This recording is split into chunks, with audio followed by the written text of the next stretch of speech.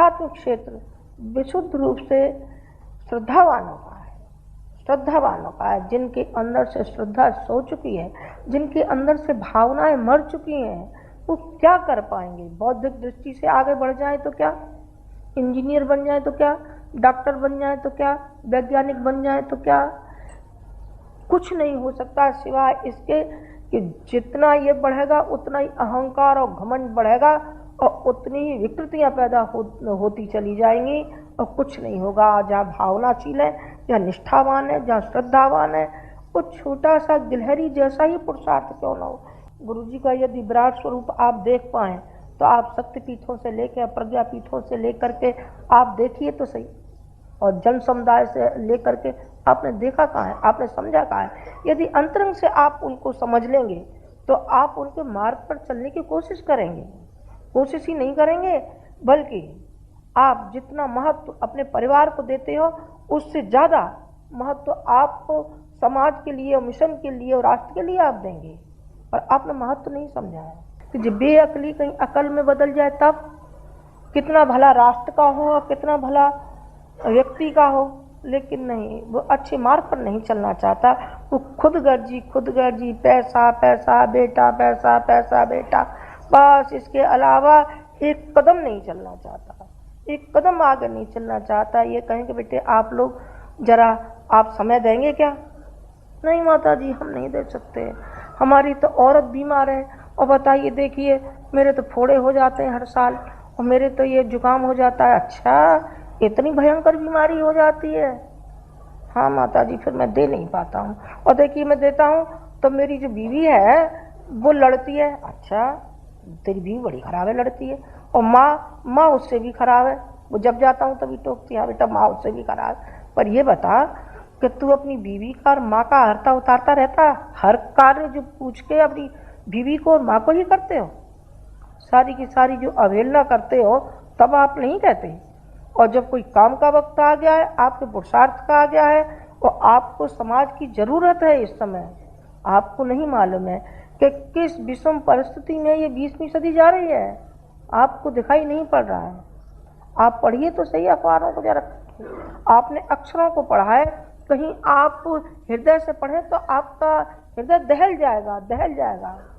तो क्यों साहब जी काले बादल को फिर आखिर कौन छाटेगा?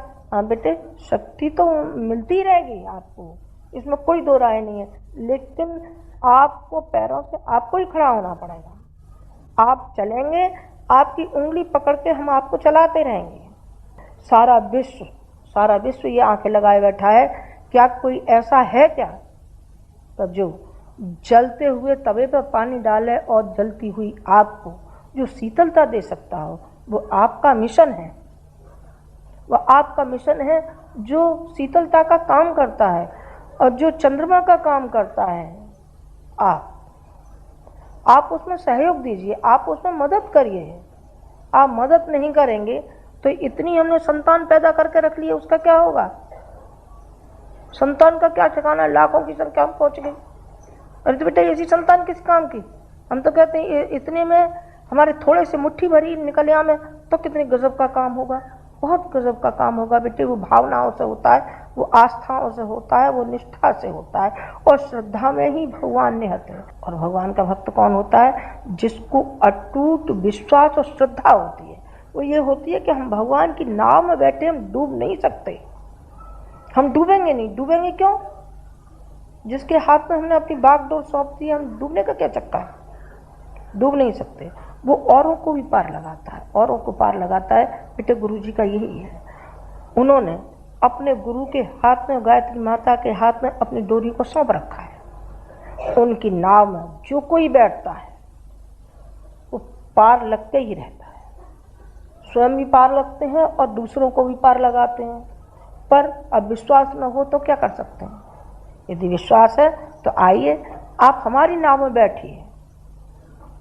आपके लिए, उनके लिए एक मल्ला और आपके लिए हम 4 मल्ला बैठे जो आपको नाव में किनारे से लगा देंगे। आप बनिए तो सही, आप हिम्मत तो दिखाइए।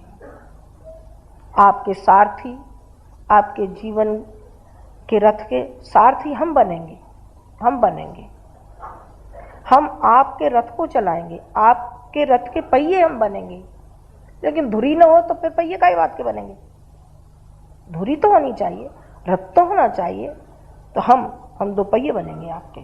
आप विश्वास रखना कि हम आपको ऊंचा उठाते हुए चले जाएंगे, ऊंचा उठाते हुए चले जाएंगे जहां तक हमें। और कोई भी मिशन ऐसा नहीं हुआ जिसने ये किया हो कि हम आपको इतना ऊंचा उठा देंगे। लेकिन गुरुजी में है ये खासियत कि वो स्वयं उठते हैं और दूसरों को उठाने में कभी उन्होंने कंजूसी नहीं की, कभी भी नहीं की। हर व्यक्ति को ऊंचा उठाते हुए चले गए, हर व्यक्ति को ऊंचा उठाते हुए चले गए। वही है कि जन श्रद्धा के रूप में उनके पास वो लौट के आए।